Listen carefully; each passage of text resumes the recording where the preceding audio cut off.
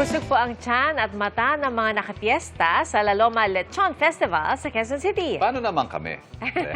Ipinarada rin ang mga lechon na naka-costume mula sa lechon capital ng bansa. Nakatutok live si Katrina Son. Katrina, parating na ba?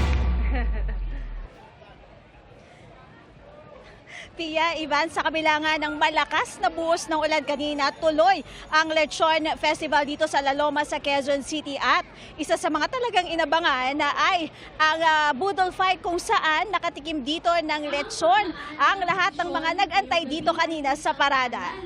Ng malalim na pananampalataya at pagkakaisa ng komunidad ng La Loma. Mga lechong nakasuot ng makukulay na costume, may tila ready para sa beach. At mayroong ding isinakay sa truck ng bumbero.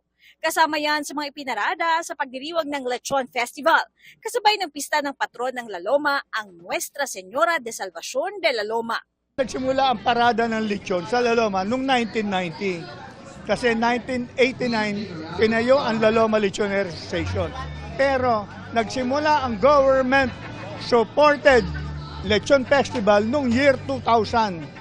Matapos ang parada, ang mga lechon inilatag sa mahabang lamesa sa katinatad at pinagsaluhan ng mga nakipiesta.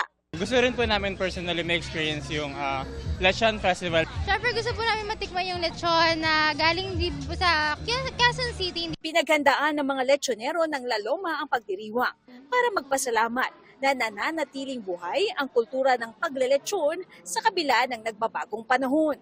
Halos lahat ng buong lechoneros sumama sa parada dahil sa tourism. Alam naman naming magdadatingan ang mga turista, mga lokal na mga mamimili. Kaya maraming tinda ang lahat ng lechonan dito sa La Loma.